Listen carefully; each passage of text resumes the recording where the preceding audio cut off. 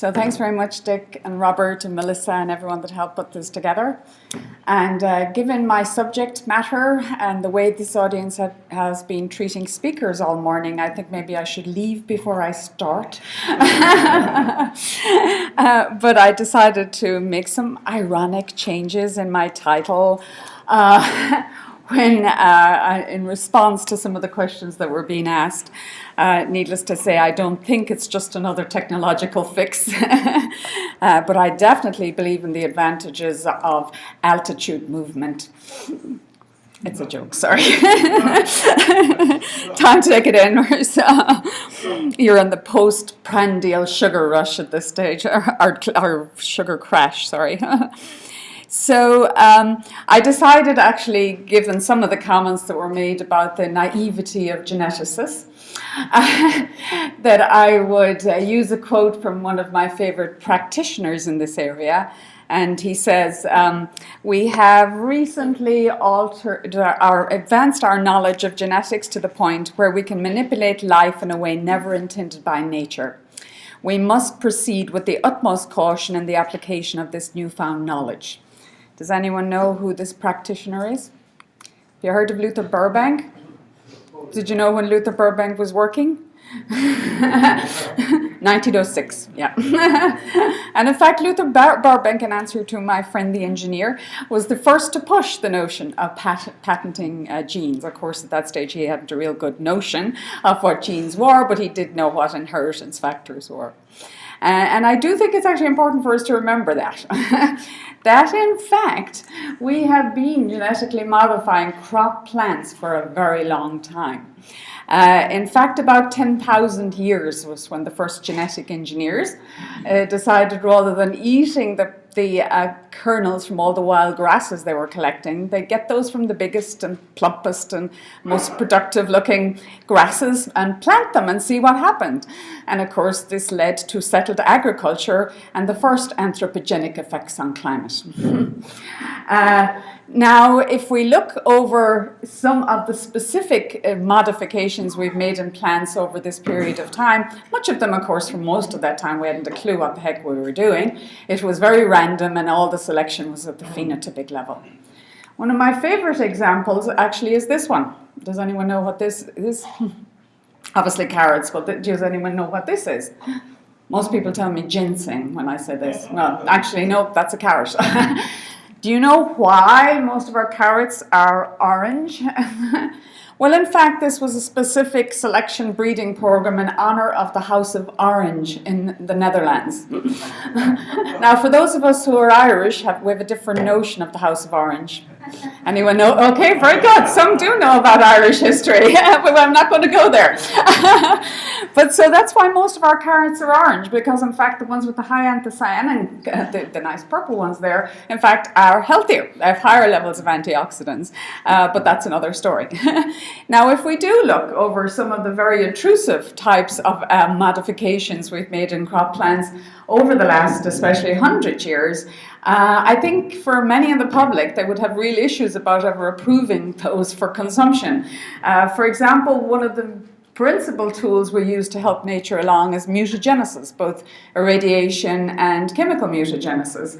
And I actually downloaded this picture here from a Japanese site because they are quite skeptical about modern biotechnology, but they have very extensive mutagenesis irradiation programs. In fact, what you have here is a cobalt-60 source that's spewing out about 90 terabecquerels of irradiation. Needless to say, it blasts most of the plants to kingdom come, as in they're not viable thereafter. For a lot, makes no difference, but for some it gives a specific advantage. And what you're looking at here is an Asian pear that has been irradiated to make it resistant to black spot disease. Now, how was that done? Well, at the molecular level, we really don't know, because under current regulatory requirements in the US or anywhere else in the world, you are not required to do any analysis of any system other than recombinant DNA technology. So no doubt this was either a sensitivity gene was turned off or a resistance gene, more likely than not, was turned on. But it's not required to be labeled. We don't see any label on this saying produced using irradiation mutagenesis, but you will not glow in the dark if you eat it. Now, you might glow in the dark from another product of irradiation mutagenesis that we use quite a bit of in Ireland, and this is what we call the juice of the barley.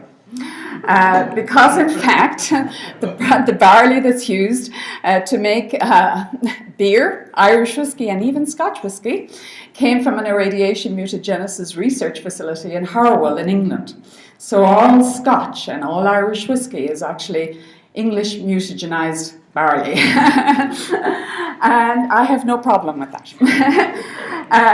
Here you might see this sign from Greenpeace say, avoid GM foods, eat asparagus. Well, does anyone know how asparagus is made? Well, these asparagus are called super males, and the reason they're called super males is they're all products of anther culture, purely from the male part of the plant. Now, of course, they won't breed through if you just go that way, so you have to modify the chromosome number so you get the ploidy right, and you use a chemical carcinogen called colchicine to do that. So you have anther culture, chemical carcinogen to give you super males. In fact, I have a feminist friend who won't eat asparagus now. That's also a joke. But if that's not genetic modification, I don't know what is, at a very gross level. So for me, recombinant DNA technology, I think, is far more precise, far more predictable, far more controlled than many of those older technologies. And that's just again, I really want to reiterate, I am not suggesting biotech is a panacea for all the world's ills, nor is it just a technological fix. It's a set of tools, and you use it with all the other tools in your quiver to achieve your desired goal. And I'm for sure of the opinion, in response to, I think it was Mr. McCabe, that we need to take a systems approach to whatever we're going to do and bring all systems into account when applying these tools in our crop plants. And of course, I don't have to reiterate why do we do this? Well, yes, if we're going to be feeding 9 billion people by 2050, and especially given the subject matter here today, it's going to become increasingly challenging to be able to produce our food crops as we look at climate change, diminishing resources, degraded land, less water, trying to use, of course, less fossil fuel, less fertilizer, less pesticides, making it, as was mentioned earlier, sustainable intensification. Can we produce as much as possible on as less land as possible and leave as much wild spaces free as we can do? And no question, but climate change is definitely changing our notion on how we can do that. Several people mentioned today about how we've reached the physiological optimum from some of the older technologies that we're going to use. And again, I'm not suggesting that recombinant DNA is the only answer, but for sure it is part of the answer to help increase that. Now, here is a notion of a real techie. That is, I do believe, smart crops. And by smart crops, I don't mean we're going to take Monsanto's big data approach as the only way, but quite frankly, of course, all living organisms, what they are is basically a ton of information technology. So we do need to be able to take advantage of that to go ahead and to, again, take every method to ensure that we can produce the best plant for every single circumstance. So a plant that can make a determination, making this intelligent decisions on how much water it needs to take in, how much nutrients it needs to take up, how efficiently it can convert those nutrients into biomass and into everything else we want to eat from that plant. And that, of course, is going to be such an easy thing to do. So clearly, we do have a challenge. And indeed, as everyone is saying, of course, in the context of what we are dealing with here, that is becoming an ever more serious challenge day by day.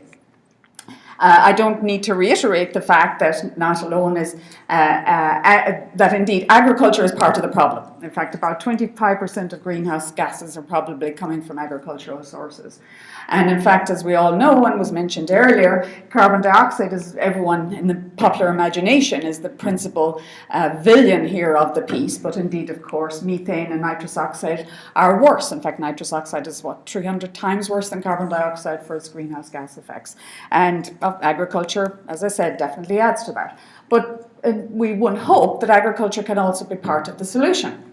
And to me, there are I think, three major areas of, quote unquote, green biotechnology to mitigate the impact of climate change. The obvious one is to reduce greenhouse gases, and I'll give you some ideas of how that's being considered. The other is to look at crop adaptation, and somebody earlier asked a question about adaptation, and clearly a big focus of the type of work that's going on in biotech and that end is in response to abiotic stresses. But of course, biotic stresses are changing too in response to climate change. You're changing in pest pressure, you're changing in diseases, you're changing in susceptibility as you're putting the plant under more stress. And so I'll give you some examples of the work that's going on there. And again, I want to, initial disclaimer, the particular topics I'm going to talk about are specific research projects. I'm not suggesting they are the only answer. They are just part of the answer. So please keep that in mind.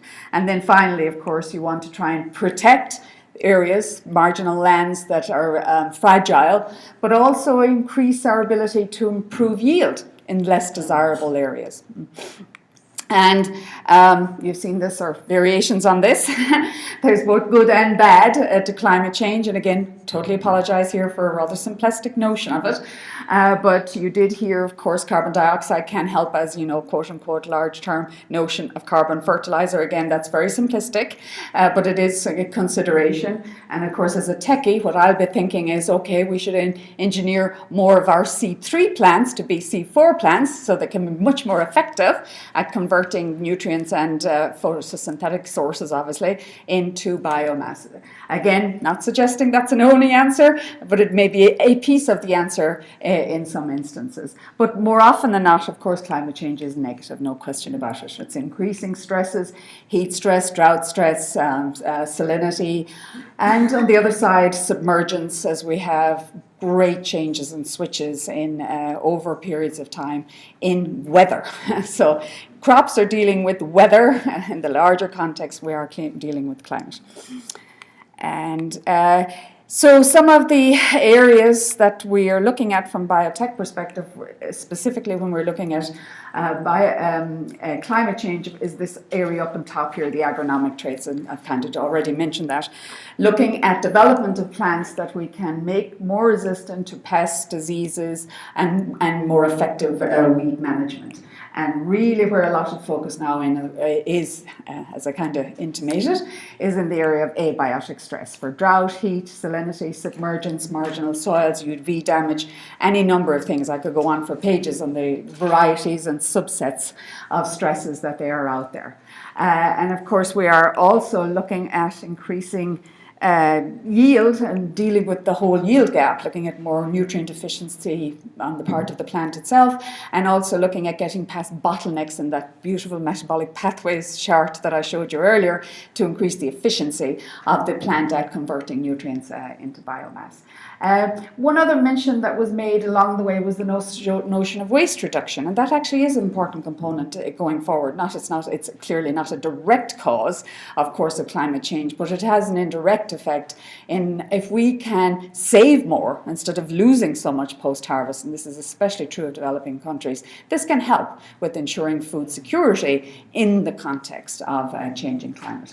And for the other components, I'm not really going to talk a lot about, because of course the whole area of renewable resources is quite controversial, but there's another important part to think about that. It's not just biofuels, and we're not just looking at direct potential competition between crop plants and biofuel plants. It's also biofeedstocks. I mean, all of the synthetics in this room, including everything you guys are wearing, that we're dependent on fossil fuels for, not that I'm suggesting you're all wearing synthetics, but, there is a certain component here.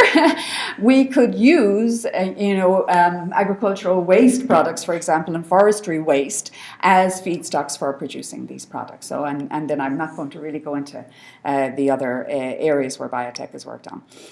As I mentioned, worldwide at this point in time, really the vast majority of products that are out there are in the agronomic area, not just in the agronomic input area, but for sure very much focused on the biotic stress at this point in time. In fact, there's just really three major crops that are, have a worldwide presence, and that's primarily herbicide-tolerant soybean, BT corn, and BT cotton, and most of those have now stacked traits in there. But rather interestingly, if we looked worldwide, in fact, of the 430 million acres, or 176 million hectares, depending which side of the Atlantic you're talking, interestingly enough, most are now, the majority are developing countries. Of the 27 countries that grow these crops, 19 are emerging economies. And of the 18 million farmers that grow these crops, 90% are resource-poor farmers, small farmers with less than 10 hectares each. So clearly they have seen the value of adopting this technology, and I'd be happy to discuss some of the issues and politics of this later on, but I'm not going to cover it right now. There was a lot of discussion earlier today on the notion of the value of conservation tillage. And yes, indeed, with anything, there is pros and cons to this. But one thing for sure that herbicide tolerance has allowed is a greater efficiency of conservation tillage. Because, of course, if you can control the weeds by having a weed-tolerant soybean, as you have here, that is a very, very much easier way of being able to quickly adopt conservation tillage. And indeed, conservation tillage is, in fact, I heard one farmer call it, he said it's ugly farming. Not pretty, but definitely healthier for the soil in most instances. Again, I know there's arguments on the other side. But for sure, you know, if you're going to leave the residue there, you are retaining water, and as you said, you retain snow, which, you know, can consider its own version of drip irrigation. And you are definitely reducing erosion, because if you're not ploughing into the surface, the soil is not blowing away, so you're holding on to topsoil. And you're not driving back and over either, you know, controlling weeds using the old-fashioned way. So you're reducing the amount of fossil fuels that are needed, and you're reducing compaction of the soil and oxidation of the soil. And this is some work that was done by Brooks and Barefoot, and they are actually economists. I have to use that disclaimer, I gather, for this audience too. They specifically did a study worldwide, and they determined that in addition to the reduction of fossil fuel usage, that the amount of carbon dioxide that's sequestered, this is, yeah, obviously the good sequestration, not the sequestration that's going on outside the door here, is equivalent to about taking 12 million cars off the road. And that's an economist number, so I'm taking this on face value. I'm not going to talk about the other components there because they don't specifically relate to climate change. Now, one other thing that didn't come up, and maybe I'm naive about this, in discussion specifically on the whole area of irrigation, is one big concern, of course, with irrigation, is the water evaporates and what's left behind, the salt. And in fact, salinity really is a problem in much irrigated land. Again, I'm not suggesting all, because there's various forms of irrigation. Of course there is. But really, this is a determination that was made, in fact, I think it was FAO, that about crops are limited by salinity on about 40% of the world's irrigated land, and about 25% in the US. So that's a serious problem, and I'll give you some of examples that we're doing in Davis to address this. Again, the other point that was made, and clearly the biggest point that was made about all of this, is water. That clearly is one of the major issues in the initial phases of response to climate change. And after 3 years of drought in Northern California, I can definitely relate to the fact that that really is an issue. Again, this are variations of this you've seen all morning, so I won't go into belabor that specific point. There's no question drought and heat are two of the major issues that we're dealing with, and that indeed abiotic stresses, environmental stresses, are probably the primary cause of yield losses in the context, the bigger context of climate change. And here you can clearly see where this is a major problem, the major at-risk regions around the world. And this is just us last month. Looks pretty bad for California. So you can see there is a real incentive for UC Davis to be working in this space. Now, again, it's very important to say that there is no simplistic answers here. This is a very nuanced field. You don't really have effective long-term single gene effects that are going to work here. You're looking at best quantitative trait loci, and I shouldn't say it worse, at a more complex level, probably multiple variations and interactions. And so I don't want to, again, take a Descartesian reductionism to the notion that single gene fixes will work. They will work short term, they will not necessarily work long term, and in fact, much of the great stuff that we found was really, hitting it out of the ballpark, as if I knew anything about baseball, in the lab and the greenhouse did not stand up once they went outside, because very difficult to be able to recreate all of the parameters that these plants are going to meet once they get out into the big bad world outside of the nice friendly greenhouse. And in fact, what we have to realize, of course, what we're looking in from a genetics perspective initially at single stress responses, but many of the genes that we've characterized and worked well in a single case, all these stresses many of them are occurring simultaneously in a common situation for crops, and so you've got complex systems to cope with. So this is again back to the notion of dealing with systems.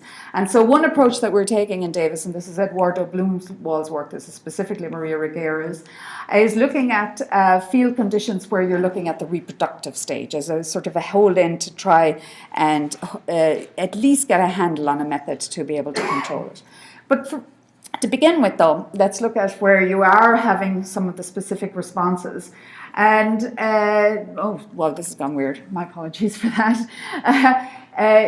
Some of the initial start, single gene effects, what they were looking at were really taking the notion of transcription factor. So it's not fair to say single gene, but they were looking at master switches in response to specific stresses. So examples of this was BASF. They did very well in the field trials initially, but then sadly over time, you're not getting the same results. Likewise, the other one that was out there was a very extensive project that was done on water efficiency maize between the Gates Foundation and Monsanto. Again, they don't tell you exactly what the gene was, but I'm pretty sure it is this drought response element.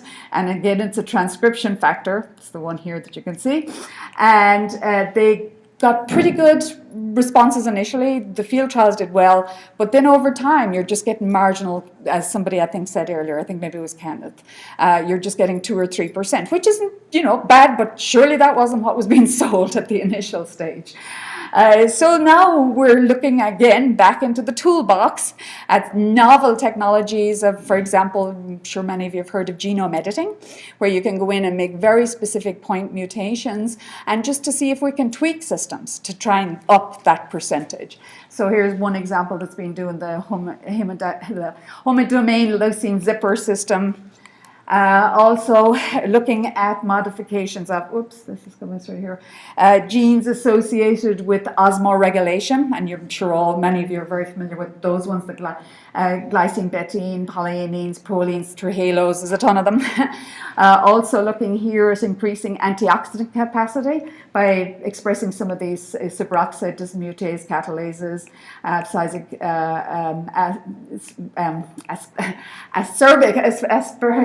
acid response in oxidase, and also looking at manipulation of the expression of chaperones, such as heat shock proteins and late embryogenesis abundant proteins. And in fact, this is what we have here in this instance, ROB5. So I don't know if Rob owns this, but this is a stress-inducible gene. It's isolated from the broom grass, and it encodes for this heat label late embryogenesis abundant protein in potato, and it's conferring quite a bit of response. But look what it's been done on at this point in time. Do you all recognize this plant?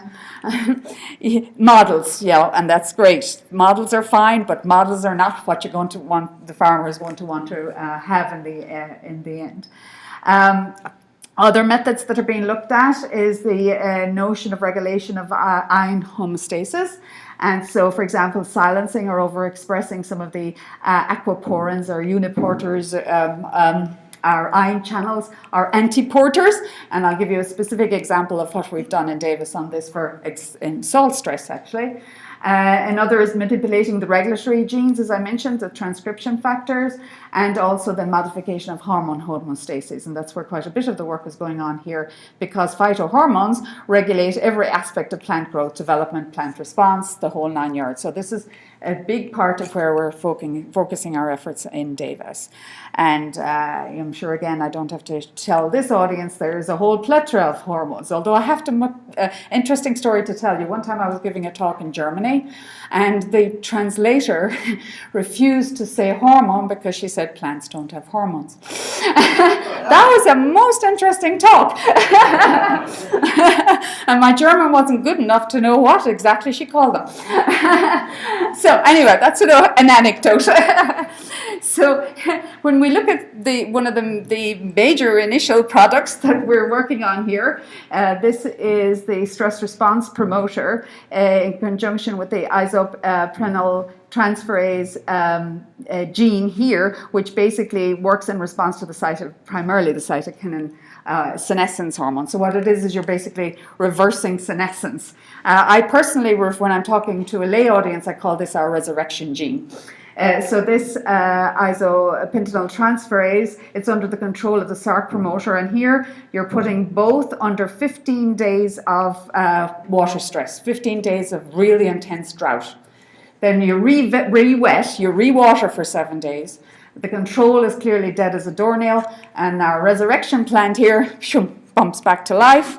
And the reason it does this, if any of you want to be bored by the actual nitty-gritty details, it's the CK results in a higher leaf starch and sucrose contents is cytokine inhibition of degradation. So it prevents increase in the sugars. So the metabolites and enzymes profiling reveal there's a delay in the stress-associated degradation process. And so really what you're doing there is interfering with degeneration through the decay pathway. It's coordinating the carbon and nitrogen metabolism, so you're getting an adequate supply of energy so it can pop back to life once you add water again. You're literally adding water. And here's an example of where this was used in peanuts. So this is being expressed here with the isopentenyl transferase.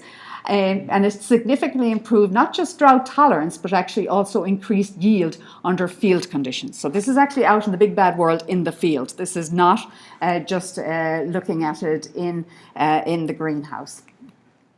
So we're doing quite a bit of work too on actually then going ahead and using chemical genomics to go and find some more of those particular genes that we can potentially look at in response to other types of stresses.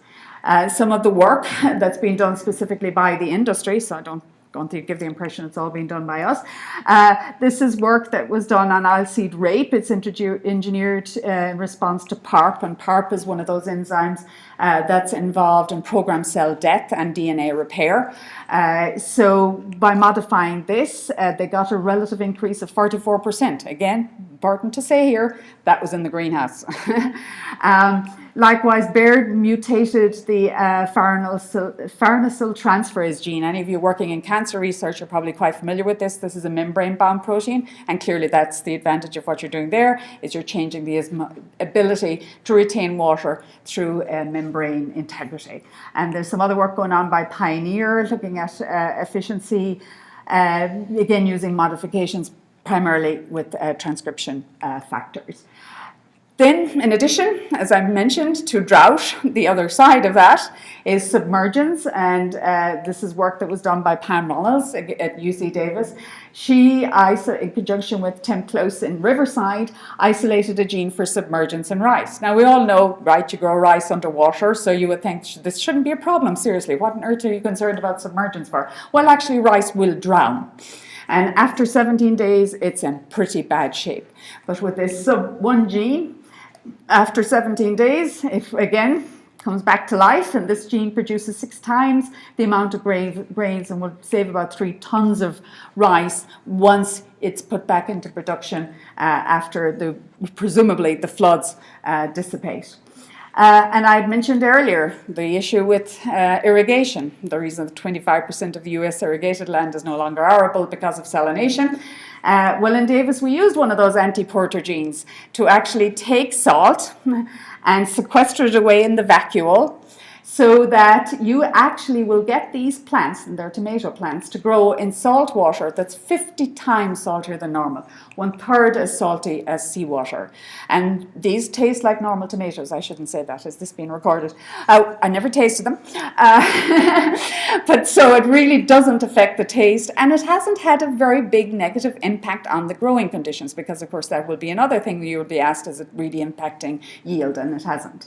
Then on the other side, there's also work going on in cold tolerance. Whoops. This is again this famous transcription factor 15A that turns on a whole suite of response. So it basically cheats the plant into thinking it has been cold acclimatized over time, even though it does it right away. So you'll do it immediately in response to a cold snap, for example. And the other, excuse me, whoops, here, this is not moving forward. Oh, sorry, I'm trigger happy, I guess, here. The other area that was mentioned quite a bit today was the whole area of nutrient usage by the plant itself, and there was quite a bit of conversation about nitrogen, and indeed nitrogen is indeed one of the main limiting factors in plant growth. And so thanks to Haber-Bosch, we have an ample supply of artificial nitrates that we can add, but much, much better if we can work with the plant itself to be more efficient at picking up nitrogen. And in fact, this nitrogen use efficiency gene, the ALAT gene here, this will yield the same amount, at the same level of biomass production, but it will use 30% less nitrogen. So that's good for the farmer, they're spending less money. It's good for the soil, you're not adding extra amounts of artificial nitrates in there, and it's good for the environment because it's reducing nitrous oxide, which I had mentioned earlier is about 300 times worse than carbon dioxide as a greenhouse gas. Another alternative is, of course, phosphorus. That's also a real problem. And here's a novel mechanism that's been looked at by Luis Herrera Estrella in Mexico, engineering plants to use phosphite. Now, not alone would this be a good strategy for the plant, but it's a very good way to control weeds. Because if the plant is now making use of phosphite instead of phosphate, and the weeds are still making use of phosphate, the weeds won't grow very well if that's what they're being delivered. Again, you know, that works well in theory. Let's see how it will go when it gets outside of the actual lab. Ultimately, though, of course, one of the things that we're really starting to focus on now, and you probably have all heard of the focus on the human microbiome, you know, how we have 10 times more microbial DNA than we have human DNA. You all know you're symbiotes, right? You're just containers for microbes. Well, what we're just beginning to look at is this whole effect of the plant microbiome. And we, of course, for many years know that legumes are very efficient at nitrogen fixation. But what we're trying to do now is because these mycorrhizae, the rhizobia bacteria, have been very, they've formed monogamous relationships over the years. So we're trying to force them to be more promiscuous and get them to form relationships with other plant root systems. And to increase the efficiency of nitrogen fixation within plant systems itself. But of course, that's not an easy thing to do, given that you're working not in an environment that's conducive to nitrogen within the cells itself. Rather interestingly, we discovered this was done in conjunction with UC Davis, in an area of Mexico, a region of Mexico, where there is a high level of nitrogen deficiency. Well, there's a high level of nitrogen deficiency, where the soils are well depleted in nitrogen, shall we say. Maize was selected for that has co-evolved with a diazotrophic microbiome.